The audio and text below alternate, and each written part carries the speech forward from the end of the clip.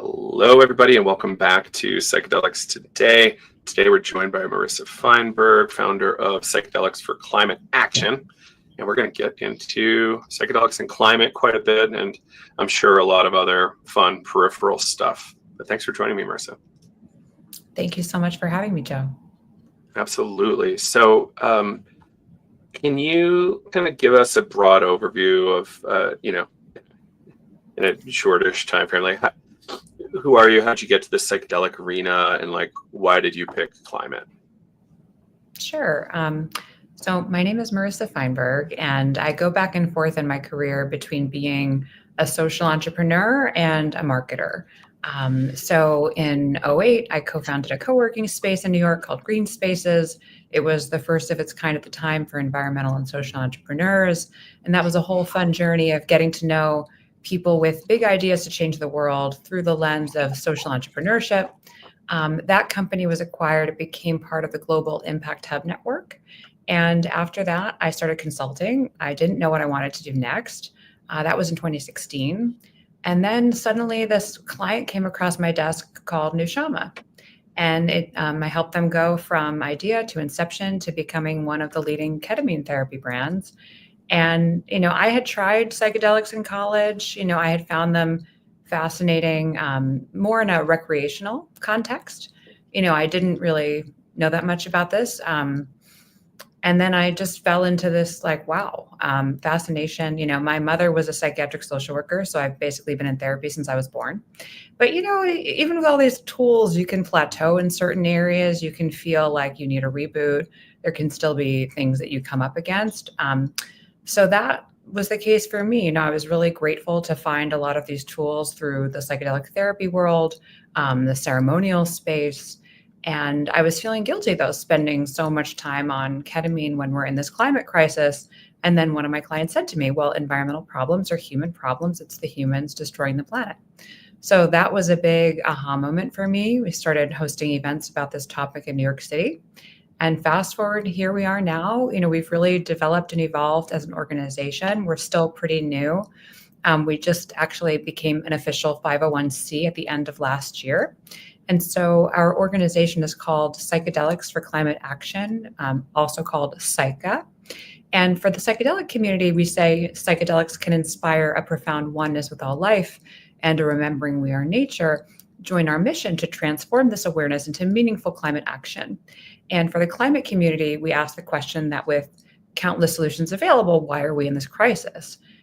Ultimately, the problem is participation, and at the root of that is a consciousness shift. And so psychedelics are one tool for that, but it's also about reconnection to nature, self, community, feeling your power and agency, especially at a time when it's being cut off by so many of us, being more embodied, and taking collective action into our own hands and stewardship and not leaving it up to the government and supporting each other in this process. And so really, this work has become my own personal integration, but we also have this growing community of people who are part of this. So we've got about 13,000 people around the world.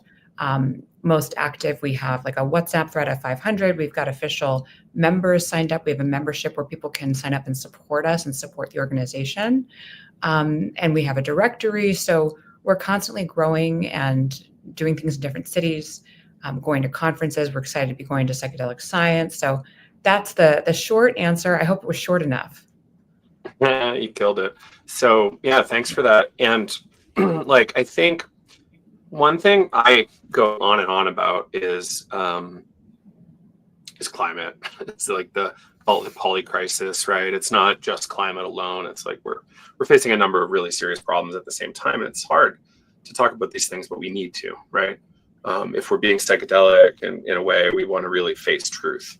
And I think, avoiding and burying the best of science is not really embracing truth. So one thing I raise often is, does everybody need to be flying to Peru all the time to be consuming these things?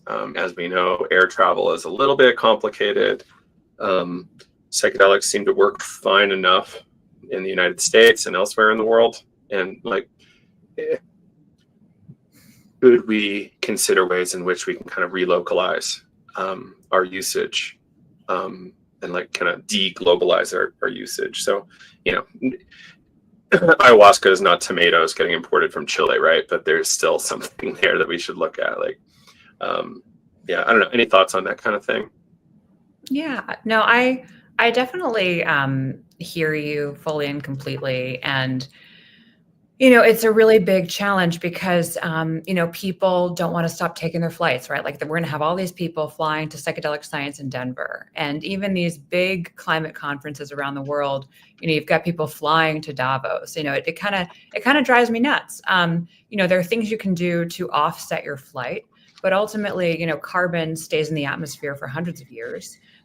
So definitely localizing as best as people can is a really strong need. But then there's also the question of, okay, so what solutions are there available if people won't change their lifestyle, right? I mean, there can be extremes. So for example, a lot of people in the climate community, I mean, this wasn't talked about super widely, but I did see some of it, was that COVID was like a rehearsal for what could happen with climate change. And people staying home conserves a lot of energy. Now, no one wants to do that ever again, right? Myself included, definitely don't want to do that. But then there's also different kinds of climate solutions that can be used for climate emergency, and we're going to start to see more of those.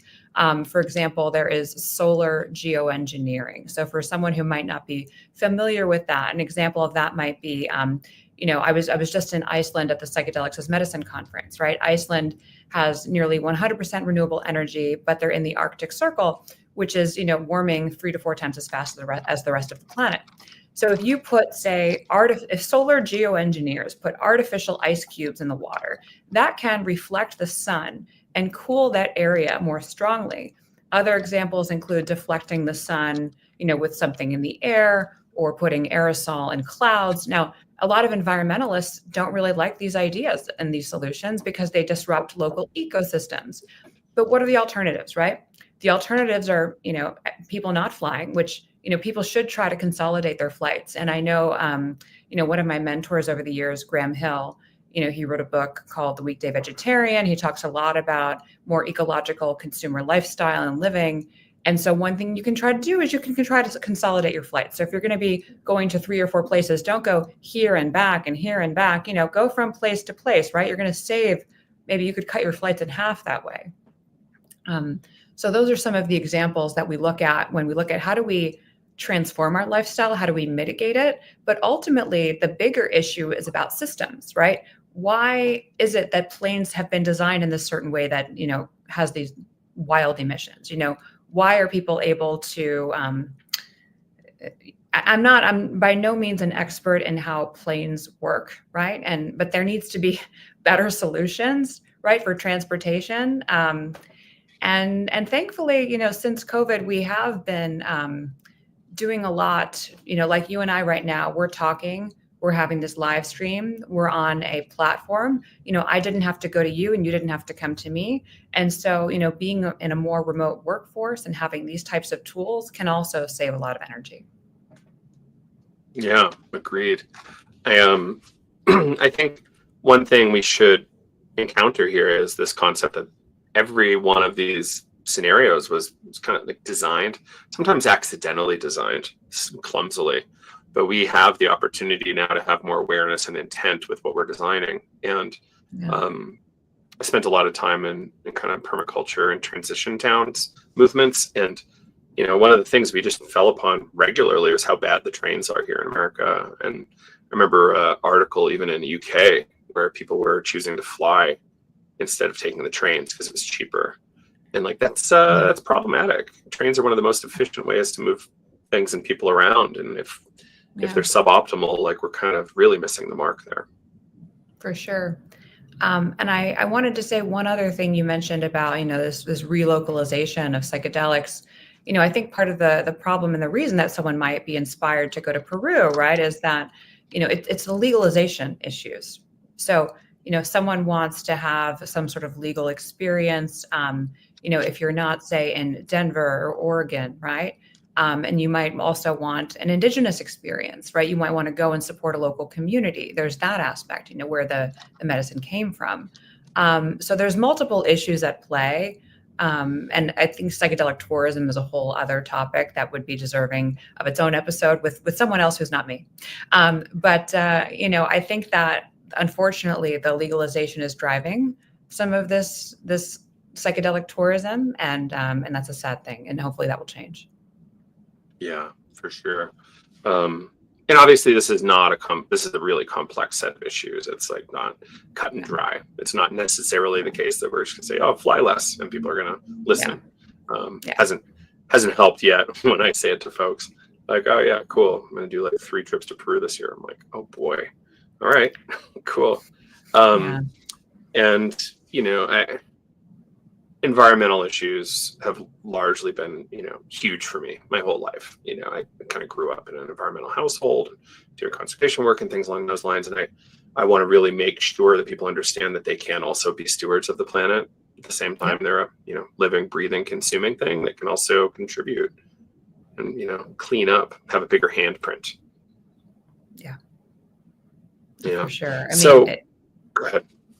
No, you go ahead. I was just about to ask, like, how is the process of identifying this the problem you wanted to work on, and how did it go when you started building this organization? Sure. So, connecting the dots between the space that I came from, but being in the environmental social impact world for 20 years, right, and transitioning into this new space, I was reinvigorated by it because, coming from this co-working space where we have all of these different sorts of climate solutions all the time, right? You've got people working on solar, you've got carbon credits, you've got organic food, and all of these issues are great. But if people are not participating, right, then what's the point? And so, the goal is to grow that participation base, and that has been happening. We've definitely seen a mainstreaming of people really excited about, environmentalism, right? People talking about climate change. When I was first starting out in this space, even coming from this liberal, Syracuse University up north where I graduated from, and, friends coming into New York City, and we had this green co-working space, I had friends who would come and visit and they'd say, climate change, is that really a thing? Even my friends, I think we started to see a tipping point in more recent years with the science, with people coming around to that. I remember when the New York Times started covering this more regularly. I remember the first time the Wall Street Journal used the phrase climate change, right? And so that was a really fascinating cultural mainstream tipping point. So there's that piece of it. But, I really see climate as, yes, we're in this poly crisis or meta crisis, there's different ways to frame it. But, for me, the climate is really meaningful because it is the measurement of which, the impact we're creating to our home that we all share as a global family. And so, no matter what part of the world that you're in, you're going to be affected somehow, right? It might be worse in California now, or there might have been hurricanes in North Carolina. You might not know exactly what's going to happen to where you are, but things are going to be disrupted. We're seeing temperatures rise everywhere. I remember last summer in New York, there were days when I stayed home on weekends because I didn't want to go outside, right? It was a bit brutal. I just came from Miami where we were at the Psychedelics conference and we hosted a nature immersion experience, and we planned it around their conference happening Memorial Day weekend. And I got down there and I didn't realize it was already 90 degrees. And that's just, it just goes to show, what's going to happen there for the rest of the summer, right? And so people are shifting. They're shifting where they live, what times of year. And it also affects, the global economy. It's already happening in California where people can't get insurance in certain areas for their homes. So suddenly, it becomes a really strong economic issue when, you work your whole life, you dream of owning your home, and you can't get homeowners insurance. What do you do? Do you need to displace your family? Do you give up that dream? Do you resort to making repairs every time there's some sort of fire or natural disaster? Can you afford the kind of home protection required to stay safe? Then there's a lot of issues around economics and access. to just, what we never thought, right? Just to be able to live in your own home, like something super basic. So really, that's where a lot of the connection came alive for me, bringing this together and on the level of thinking through how people are affected, but it also was, personal to me as well, coming from the environmental social impact space. There was a strong community there. When I started doing this work personally, just started having more personal shifts, right? You go to a journey, you suddenly have an aha moment, a revelation about yourself, about your life. You start healing more. I started personally being more embodied in my body, feeling more, realizing that certain friends that I had, the friendship no longer felt good. I started making new friends at all of these psychedelic conferences and different events happening locally in New York City. And so it was a way to bring together, some of my favorite people from climate in the past that still resonated with me, and bringing together these really amazing, insightful, creative, and compassionate people, right? In the psychedelic space with the climate compassionate people. And that together, the idea is that we could somehow discover a pathway through this together. And, that might also stem from, I don't know I think a lot of people have some existential anxiety. I certainly do. And, when you wake up in the morning and you have these thoughts, right? I'm single and I live in New York. So I wake up in the morning, I'm thinking about psycha or whatever.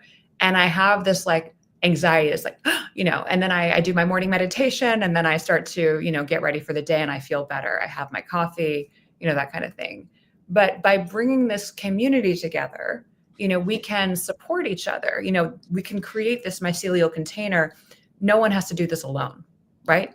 And everyone is facing, I think everyone who's awakening to this reality that we're in, because we are in this reality. We turn on the news, we see what's happening, right? It's really not fun. It's not pretty. So it can be overwhelming, and people can have a number of options. They can come together and they can try to do something constructive. They could be paralyzed by their anxiety. They could also be paralyzed by their hopelessness, or they could be numb, right? And so, the choice that we have at Psycha is to come together and to see what can be done together. And, we can talk through what we've been doing so far, but, I hope that answers some of your question. Yeah, absolutely. And I was just in Los Angeles, and for whatever reason, just the title comes up for me often of this film, Escape from LA and Escape from New York. I've never watched them, but I know the concept and theory. And I don't know climate thing, films. Yeah. They're not important films at all. They're just cheesy action movies about it's going down and we got to get out of here. But that's kind of just the survivalist fantasy, and that's not really how it's going to play out for most people. It's slowly the heat goes up. Yes, slowly people have to move. Slowly food becomes more expensive or rare, or whatever it is, right? There's a lot of supply chain things that we're going to expect. And the climate figure that I've been leaning on lately is the projections around how much of the world is going to get dehomed on account of climate over the next 20 years. It was a substantial figure.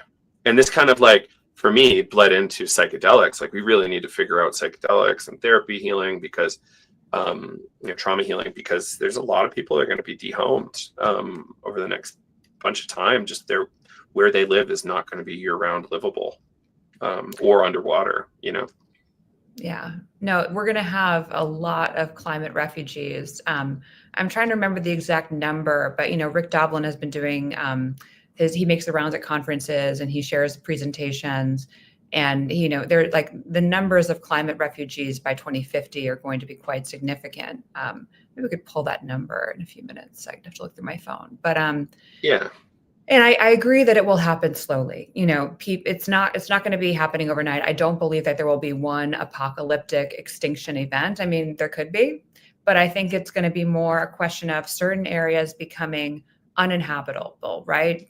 Too hot, underwater, coastal areas, people being displaced, insurance companies, done with rebuilding. Do they have the money to design something that will work, with the water surrounding it? How many fires are they going to insure, before people just need to move and they become displaced? So it is something that will be affecting all of us because, prices will change, right? Our neighborhoods will change.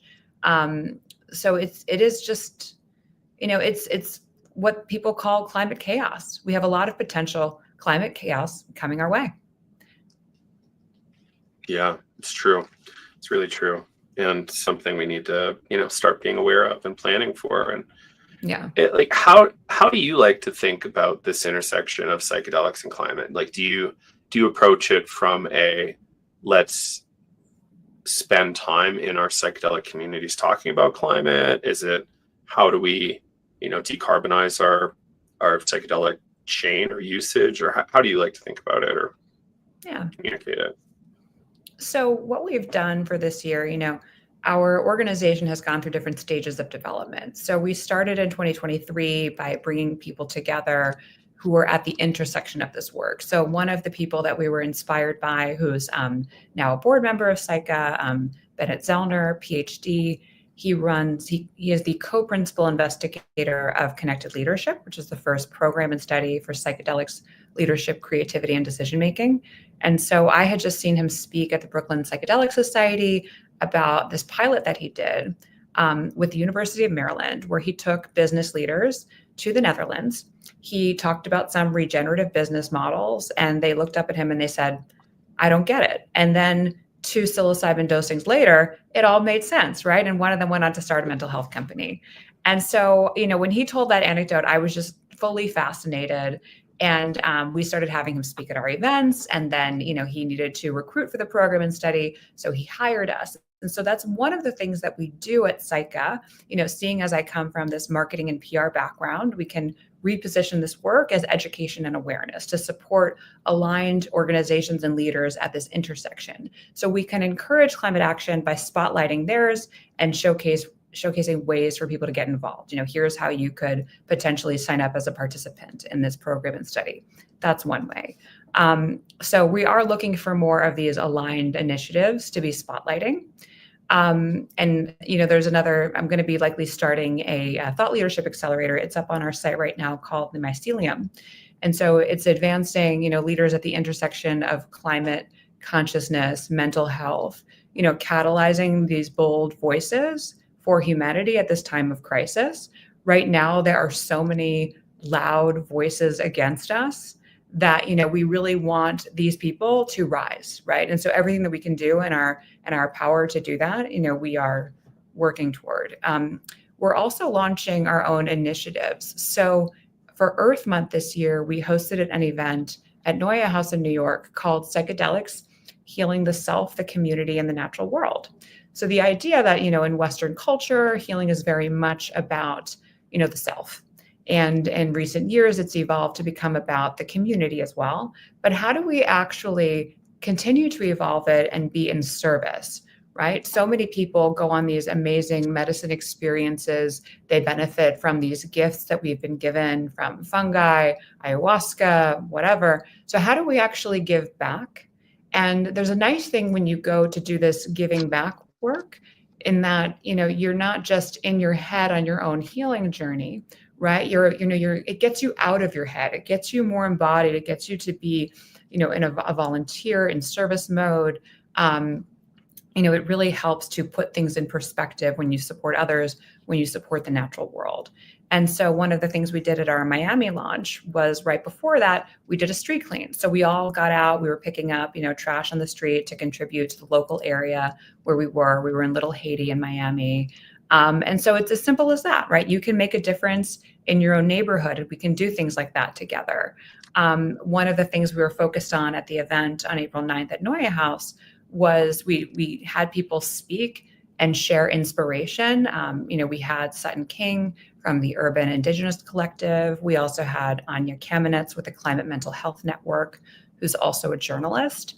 And we had John Burmeister, who is an associate professor at University of St. Vincent, who had the idea that he shared at one of our prior events to have journey protocols that encourage people to inhabit nature and inspire action. And then out of that came, okay, if we have a journey designed to, encourage this inquiry and this nature reconnection. And I don't even like to say the word nature a lot of the time because it's rather alienating. It perpetuates the idea that we're separate and that we're not nature if we're like naming it as if it's outside of us. But we are actually, this nature reconnection or reconnection to the natural world. And so to do this, what are the types of preparation and integration that we need? So as an example, during a sort of eco journey that you might have, to take a magnifying glass and look at a mushroom or a leaf and get closer to it. It reminds me a lot of the power of film and narrative and storytelling, right? When someone might see the film Food Inc. and suddenly want to become a vegan, right? And this can go even further than that because in a psychedelic experience, you are more embodied and you're feeling. So you're feeling that connection and you're in an experiential relationship with this leaf or this mushroom or whatever you're looking at. And that can be a bit more etched in this neuroplastic window that we have if someone wants to partake in that. We also want these protocols to be able to be used without medicine, right? Because ultimately we want to integrate. Climate action is something that needs to be integrated into all of our lives, right? It's not just about a short-lived experience and then going back to your life. It's how do we take these tools with us and change our lifestyle? So those protocols are something we're working on. We're also looking to develop content. So it's a two-way street, and I'll just reframe it that way. Engaging the psychedelic community more in climate and engaging the climate community more in the root of the issue, which is this consciousness shift, or in more expansive ways of thinking, being, feeling, and doing, right? So we're looking to create some workshops to bring to companies to be more regenerative, or to climate organizations to think a little bit more about the root of the issue. And we're in this time when a lot of these corporate programs have been cut, right? Unfortunately, a lot of ESG has been cut. A lot of DEI has been cut. So how do we bring psychedelic values of oneness, interconnectedness, compassion? How can we all benefit from this as they're interwoven into the organizations for the future? And I'll just say one more thing that, there are a number of organizations that are offering and are interested in offering healing, psychedelic healing for climate community leaders. In fact, there is one program coming up soon that I can mention if you give me a second that, River Styx is involved with. Let me pull that up. Why not share? Great. Yeah, River Styx is really interesting work. I'm glad they're involved. Yeah. And so we don't have, like, right now it's more of a friendly relationship, but they asked us to help spread the word. And so they're looking to attract folks for some upcoming journeys, July 15th and 17th, and August 12th and 14th. And they're doing 2 retreat weeks for environmental leaders at the Cora Center in Portland, one of their closest partner service centers. Those are the session days, and it's being funded by the Community Leaders Resilience Fund with up to $3,300 per individual, which covers the costs of 2 sessions, as well as lodging and some light meals following each of the session days. And they're looking for, to fill these small cohorts of 4 to 8 people. They're ideally looking for people who would not necessarily have access to this in their own communities, or who might want to be supported by facilitators, right? Someone who's already in psychedelics, maybe someone like me who feels like they have access to these kinds of experiences, right? Maybe we're looking at someone who works in climate, who's never tried psychedelics, or maybe has been curious, but doesn't know where to go, right? Doesn't really have a safe pathway. So that's another initiative. So how do we bring healing to climate community leaders, but also to victims of disasters? I know Anne Philippi at the New Health Club, she was in LA at the time of, the inferno that just happened. And she was thinking about the trauma of people losing their homes. These people need some healing as well. So I think Anne is also looking to work with us to help bring some healing to life there. That's important. And so you're doing events all over, right? Like I was there with you at the event right outside the recent Chacruna Psychedelic Culture Conference, and And that was really fun to get to meet some climate folks and psychedelic folks at the same time. Because it's not often you get that double alignment often. Yeah. No, it's great because some of the events, are built around creating this mycelial container, right? And then some of them are going beyond that to be more interactive and more experiential. So I meant to finish my thought I realized now, about what we did for the Earth Day event. So we had, John Burmeister present about these protocols, and then we did breakouts, right? And we captured, a lot of data. We had breakout leaders recording audio, and we took the information from that audio, and it was to inform, how do we create a preparation for, people doing a journey, like a more ecological journey, and how do we create integration? And then what are some ideas for what people can do on these journeys, aside from, looking at something through a magnifying glass? And there were so many amazing ideas that we're synthesizing now as we are looking to create a more official study out of this. And so we'll have to see, is it something that we do as Psycha, right, apart from university, or do we actually work with university? I think we're leaning toward more doing our own sort of data and tracking, in legal set and settings. Perhaps we'll do something in Denver or Oregon. And in this way, we're able to be a little bit more flexible. We don't need to be in a clinical setting. I was just talking to someone who's actually doing her PhD on this topic who reached out. I don't know if I'm allowed to mention her name. But it was wild. Like, it was like, oh, you're this one person in the world who has a PhD on this subject matter. That's amazing. And she was saying that even the testing that she'll be doing, the studies that she'll be doing, need to be in a lab. That's just how the constraints are when you do this work. But then she said, if we did collect our own data, doing our own type of study, she could be a third party and help us assess that data and have it be peer reviewed. So we're exploring, how does it work to try to create these new frameworks for people in the natural world where we believe they should be. Right. That's fascinating. So, have you communicated much with Sam Gandy about his work and what he thinks about like this nature relatedness concept? And yeah. So he and we were actually, it's funny you mentioned that, because we were actually just chatting on Instagram today, because I had an idea for something we could potentially do at Psychedelic Science. I don't think he's going to be there, but I'm really obsessed with his from ego to eco study, and he has done some groundbreaking research in that space, and so I would encourage people to check that out. But there's one of the things that this researcher who's getting her PhD on this subject now said, she said, I was really surprised to find your organization, because the research, there hasn't been as much research developed, and it's pretty early. And it was like, and that's a really interesting point that, I see that point. I mean, my father is a scientist, right? He publishes papers all the time.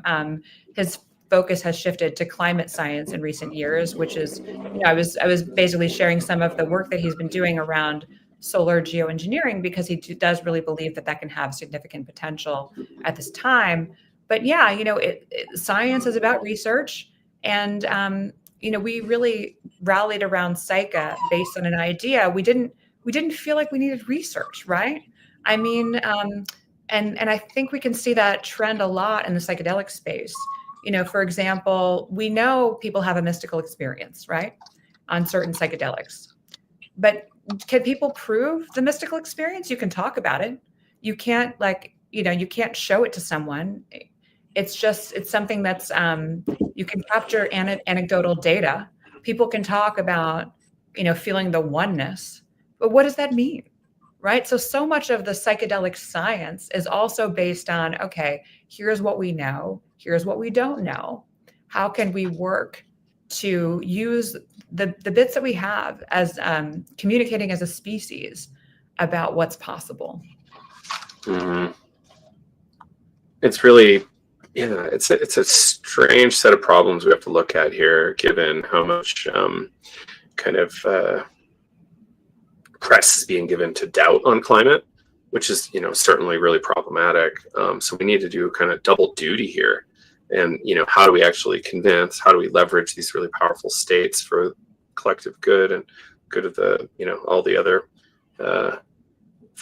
fellow species on the planet, not just humanity. And then, work towards whatever we need in part, right? And this isn't all on us, right? There's so many people working on it. And I was at a conference years ago.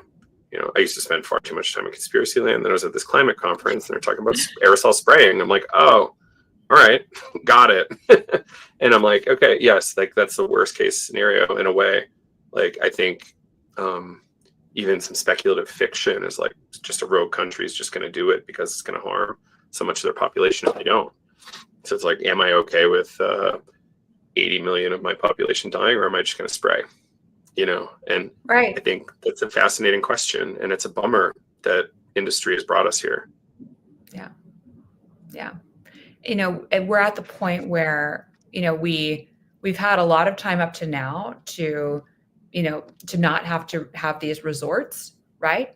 And the collective has not been on board, right, with making these types of changes, both on an individual and a systemic level and a governmental level. So now we're at the point where, okay, how do we mitigate this risk?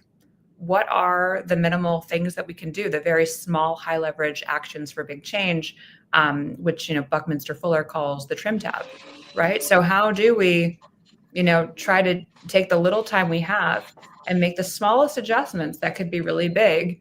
I'm personally very much against all of the, this is my own personal bias, against all of like the space activity, SpaceX, let's get 1 million people off the planet. And it's also costly. It costs billions and billions of dollars. And those are dollars that could be used to fix our current planet for all of us, not just 1 million people, right?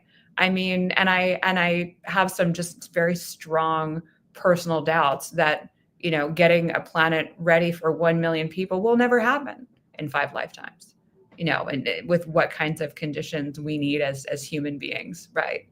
I've chatted with a few engineers with expertise in this, and they also expressed quite a bit of doubt that we're going to be able to put that many people on Mars in any kind of reasonable timeline. Yeah, and then how do we decide? How do we decide who gets to go? Who decides that? I don't want to go. So whoever. Sounds terrible up there. It's true. And so what if it looks like Dubai up there? Like, I'm just not down for that kind of thing. And like, while I'm this much sympathetic, I agree with you. Like, the priority, like, why aren't we matching that energy to, or exceeding it substantially around climate? And there's vested interest, there's industry, right? Like, how do we actually capture leaders of industry, like all the people at Davos, for instance? Like, hey guys, like, want to fly your jet a little less? Like, want to, get on board so not everybody gets hurt here? Because we're, it is this. There's a certain, even on the most gross level, there's still a lot of unity amongst our species, and like we're kind of fragile at the same time. Mm-hmm. And it's funny, as we were talking about SpaceX, I was thinking about the irony of that when, you did have people going to the moon for the first time. It was a bit like a psychedelic experience, right? Where they had this awe and wonder for what they saw, right? And, we have that right next to us right now. Like the greatest awe and wonder are these gifts of the natural world. People go and partake in psychedelics in nature all the time, right? That's just the most beautiful setting to immerse yourself in and to reconnect with that awe and the awe of our own being. And it's kind of like a plight of, looking for the next best thing, looking outward, right? To reconnect with what's within, what we already have. Yeah, I love that. What are some of the most exciting things you've seen come on your radar as a result of your work here with Psycho? Sure. I mean, I think we can learn so much from, and I really only feel like I've scratched the surface, and I would like to, talk to Sutton King more deeply about this. And she's going to be on a panel that we're doing at Psychedelic Science. And I'll tell you when that panel is coming up for anyone who's going to be there and going. Our panel is Psychedelics, Social Change, and Environmental Justice, Transforming Our Collective Future. That's going to be on the 18th at 3:15 Mountain Time. We'll have Sutton from Urban Indigenous Collective and Common Field, and we'll also have Mark Buckley, who does a lot of work in regeneration. He's really an incredible thought leader in this space. He has a podcast. But, the sort of psychedelics for climate action concept is not really necessarily new, right? Indigenous peoples have been living in harmony with the natural world, stewarding this land, protecting 85% of the world's biodiversity without this like climate action. So how can we, when I interviewed Sutton at Noya House, she, astutely pointed out the ability to appreciate and not appropriate, what we can learn from land stewards. And, I don't know how our day-to-day life needs to change, how our global culture needs to change to see how we can seemingly do more with less, right? How do we become part of this lifestyle? I remember as a child, I would think a lot about environmentalism. And then I remember there was some sort of club meeting at school. And I felt like if I joined, that I would be like an imposter. I'm like, well, I live in a house. I don't live in a tree. And like my shoes have leather. And I was just, and we use air conditioning at home. And I just kind of thought that I needed to be perfect in order to be in this environmental club. And, then when I connected with the sustainability community in New York around the time, when we started the Green Spaces co-working space, a little bit before that, I just realized that these were all people living in New York, doing the best that they could, right, with all different types of clothing and shoes. And there's certain aspects about New York City that are actually very efficient, right? Like I'm sitting on the 12th floor of a building where we're all, sharing a water source, right? My life is kind of compact in this apartment. I took the subway to get home to talk to you, right? That's pretty efficient, having all these people on these shared cars. So city living was pretty efficient, but city living also generates a great deal of heat. So some of the work that my father is doing, and he's now a climate physicist. He lives in Raleigh. He doesn't network like I do, so I like to help him get out there a bit. So I like to share what he's up to. But he has some published peer-reviewed papers about urban heat islands, which I think are something that people need to learn about because I didn't know what that meant. But urban heat islands are cities, right? Cities like New York, cities like Los Angeles, San Francisco, Boston.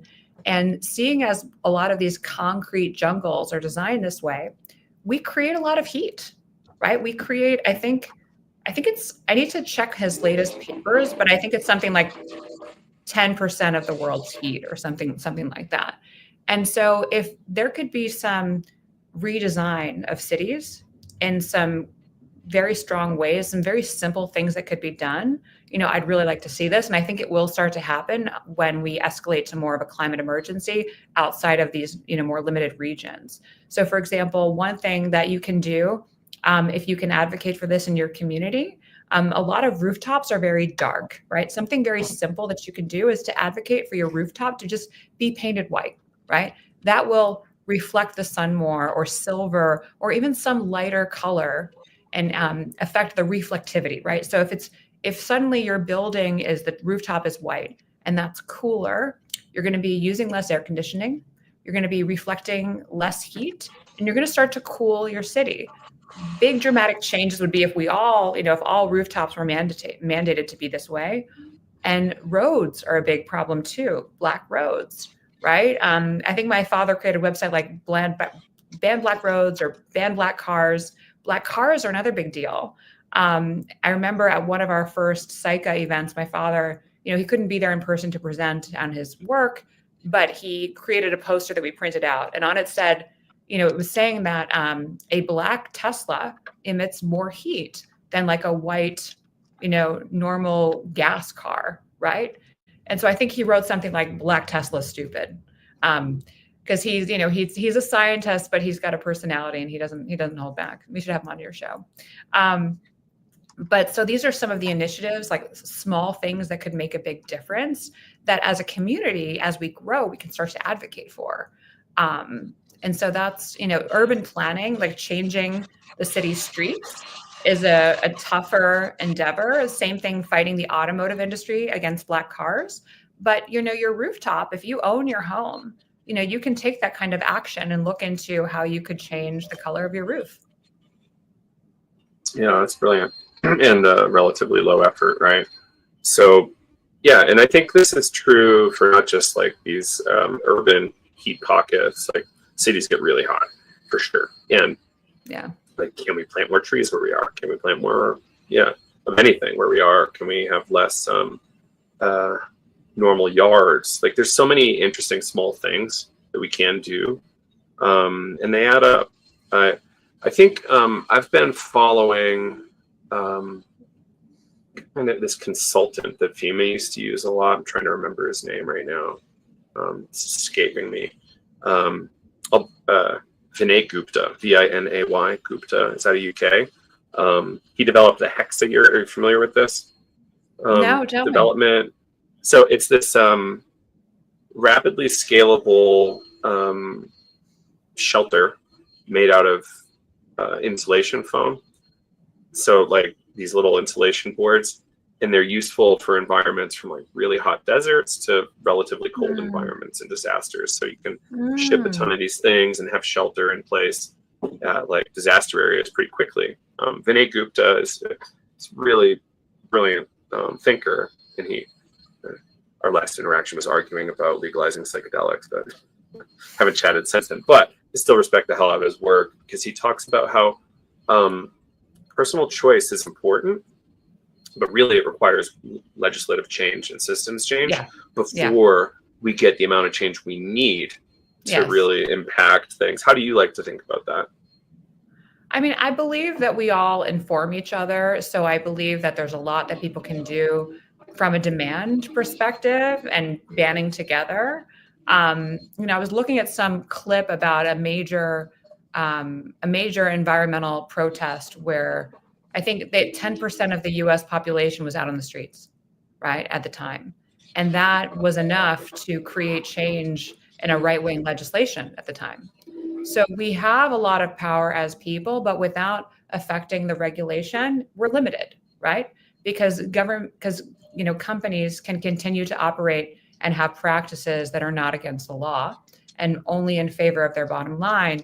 And there is a whole entire movement. And I also like to talk about the nuances around capitalism, because, I came from this environmental social impact space and the space with B Corps and companies that are trying to do well and do good and create these models for change. So if you look at, companies like Tom's Shoes, for example, or Ben and Jerry's, Eileen Fisher, these are all companies that a lot of those came out of the social venture network. But these were people, with deep, genuine, authentic, intentions to try to make some change for the good, while, and have earned revenue, right? A model that can perpetuate itself and not be dependent on philanthropy, while they also make change in the world. So I don't believe that all capitalism is bad, but I think I do believe that, unfortunately, what comes with capitalism is this fiduciary duty to investors, right? So despite the constraints that you have, these people are on the line to make decisions in favor of the bottom line. I remember when the first B Corp went public, that was Etsy, the online marketplace for crafts. And so it was like this big New York Times story, how will they go public while also fulfilling, their fiduciary duty to investors, and they're a B Corp, which says that they have these other duties to protect their people and the planet. It was really interesting. And so I do believe that there are ways it can be done. And I think it comes from being creative. And so, one of the benefits of coming from this psychedelic community, mindfulness communities, is that when we reconnect and we're in states more in love versus fear, those are the two kind of modes that we operate from throughout the day. And so someone who is doing this work, the psychedelic work or mindfulness or therapy or different modalities to check in with themselves, right? They can make stronger decisions that are more in favor of the collective, versus someone who might just be operating purely from fear mode and is not looking at their cap table or spreadsheets in a different way to try to make cuts the best that they can to preserve the most jobs or to use sustainably sourced materials or ensure that the workers that they're, or whatever they're creating in China perhaps are being ethically treated, right? Instead of just only looking at the number, they're looking at all of these factors holistically. And then if those numbers don't work, they start to be a little bit more creative. Well, where else can we shop from? Where else can we source? What can we do to make this work? And so that is how, that kind of comes into play as well. So I think these inform each other, the consumers, governments, corporations. Mm-hmm. Yeah. This is a debate that's active in my community of students at Vital, where we have a lot of entrepreneurial folks. We have a lot of really serious anti-capitalist folks. And I'm soon to host a little kind of internal summit on this so we can kind of like talk through both sides, right? Like, I think to suppose that we're going to be able to overthrow capitalism with psychedelics is foolish. Like, real estate and banks have a lot more at stake and power, right? So like having a larger coalition is the trick. But we also, as people operating in capitalism, like have to understand that we need some restrictions or agreements collectively that like, oh, we should be playing by these same rules so that we can all keep playing for a couple more generations on Earth, right? And yeah. I think, any thoughts there around that? I mean, there's some good, there's another group called Conscious Capitalism that was organized by Raj Sisodia. I think he has a book on it that he wrote with John Mackey, one of the founders of Whole Foods, or the founder. And so there are people, with these strong intentions trying to drive change, right? So, if you're within a capitalist system, when I think of the system of capitalism, I almost think of the what everyone started to come into awareness about during COVID, like, okay, you're living within this racist system, right? If you're not anti-racist, then you're racist, right? And I look at capitalism a little bit in this way, in that, we're all in capitalism and we're operating within these frameworks. And personally, I don't believe in being anti-capitalist, but how do we be more conscious capitalists, and how do we drive that movement forward in a way that is not just lip service, in a way that's not greenwashing, in like a real, authentic way from the leadership themselves. And I think that with this, the rise of social media and the visibility that these organizations have, it's pretty clear what people are full of BS and which people, are doing something real. Some of the signs I look for in that is, when these people are actually out into the community and talking to people at conferences, right? They're not like hiding behind their PR person, or not, doing initiatives to help cover up the mistakes that they've made. I was recently that story about the Palm, the family that owns, I think, the majority of water in California, that is like hoarding water, that owns like almond companies and Palm water. I was recently at an event in New York that some friends were organizing, and I showed up and there was Palm water everywhere. And it was right after the LA fires. And, I was very conflicted because I felt like, oh my gosh, I'm at this event, I want to support my friends, and here is this layer of BS around me. Like, what do I do? And during the event, they were one of the sponsors, and they said, okay, we're donating, $100,000 to the LA fires. And I just, I really wanted to just scream and about how that was like not nearly enough. I mean, it just really doesn't make a dent in what's happening there. So it's how do we cultivate, people who are really change makers in conscious capitalism? How do we cultivate more of that? Especially as we're entering this era where now with AI, people are just worried about keeping their jobs, right? I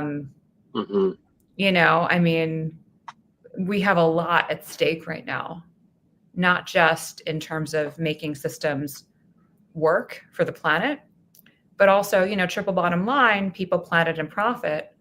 So what are we going to do with, people and how AI is developing, and the culture around, valuing the human versus technology?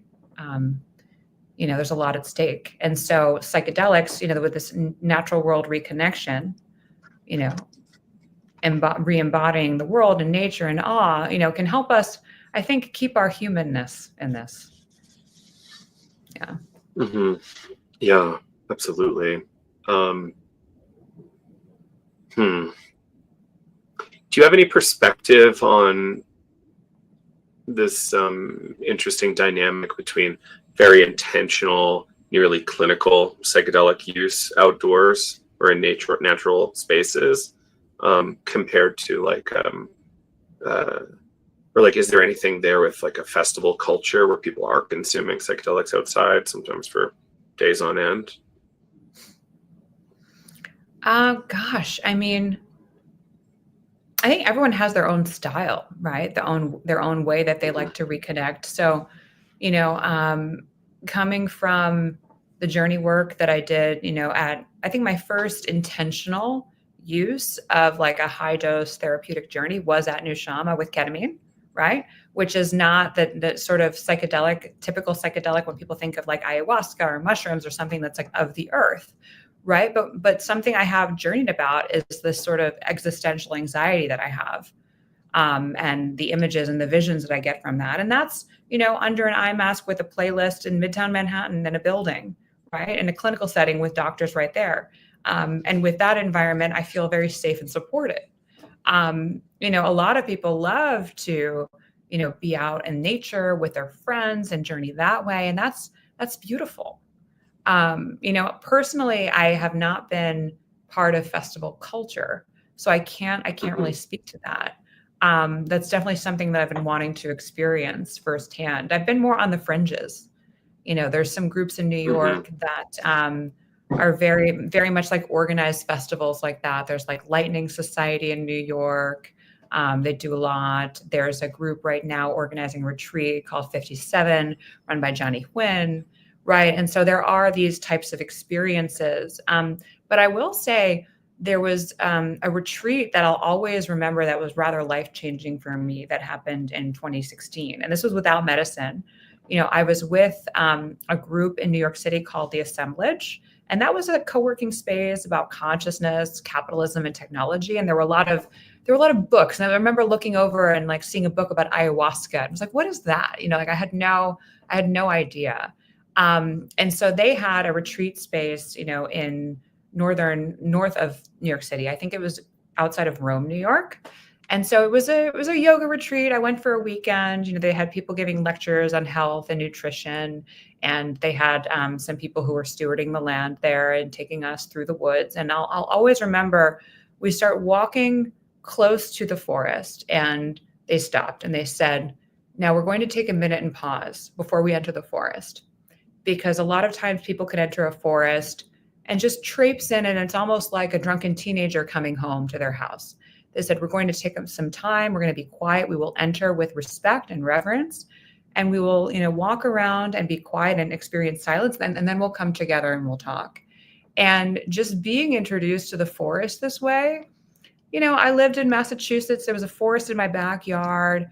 I worked in sustainability in New York City. But having someone steward and guide that connection to be, in relationship to the land in that way, just blew my mind. It was very transformative. And I think that there's a lot of ways that we can strategically, organize journeys in this way to foster that nature reconnection and that relationship, and that can really be very healing. Yeah, that's brilliant.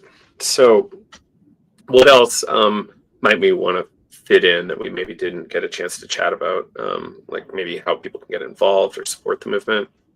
Yeah, absolutely. So right now we have a membership, so anyone can sign up and join. With the membership, you get access to our WhatsApp channels. We right now have 17 different regions of the world. We do hope to do more locally, programmatically, the way that outside of New York, the way we're doing so in Miami. So there's different membership levels. You'll also have access to invites and our email list and newsletters. And then you'll also be able to join this directory and reach out to other leaders. So there's different membership levels with different benefits that way. And then we're also, if you yourself are leading something at this intersection of climate, consciousness, or mental health, we are going to be launching the Mycelium, which is our thought leadership accelerator. And so we really want to support people and propel them forward as these visionary voices and give them the support that they need to say, hey, you should connect with Joe Moore at Psychedelics today because, he might want to talk to you about X, Y, and Z. And so this is a way that we can make a difference and we can share ways to participate in consciousness for climate action initiatives by spotlighting people and encouraging ways to support them. We are also, looking for more initiatives to spotlight the way we did connected leadership. So if you are working on something or someone is, please reach out and let us know. We're continuing to grow this mycelial network to come up with these new ideas and discover pathways forward together. And so a lot of this work, we are philanthropically funding. And so if you're listening, if you know a funder, or if you are a funder yourself, if you have an idea for something that we could do together, please don't hesitate to reach out. It's your support that makes all of this possible. Right on. Great. Well, Marisa, I'm excited that you're out there doing this. I'm going to follow up with you about some of the things I've been thinking about around climate and psychedelics and see if there's ways to collaborate further with you. I'm just so happy that there's a group organizing around this because it's very, very crucial that we make a dent here. Yeah. Thank you for all your efforts. I so appreciate the opportunity, as one of the leading psychedelic platforms. You've been in this for so long, and it's just wonderful that, you're already thinking this way. You've been thinking this way your whole life. And so to be able to have this dialogue and to be able to share this story with the psychedelic community in this way is really, really powerful and meaningful. And I'm so excited to engage with more folks here. And whoever is coming to Denver, please reach out. Yeah. All right. Well, Marisa Feinberg, thank you so much. And I hope we can do more. Yeah, please. Sure. Oh, yeah. And one more thing. If you are coming to Denver, we are hosting an experience as well. Let me pull up that info here. Mm-hmm. And that should be live on the Fun page site soon. But we're doing something about integrating in nature and being of service.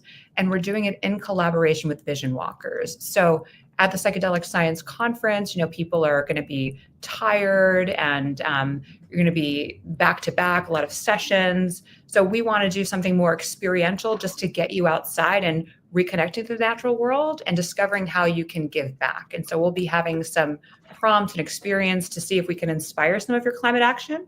And then we'll also have like a survey and support people in tracking that. The only way that we can know we're making an impact is if we follow up and we monitor with people. And so that will also be an opportunity to track that.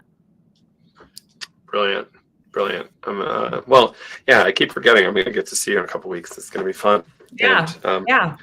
Yeah. Will you have a booth at the conference too? We won't have a booth, but our partner for the event, Vision Walkers, will have a booth. So definitely go check them out. Brilliant. All right, Marisa Feinberg, thank you so much. See you soon and hope we get to do more. Can't wait. Thank you so much.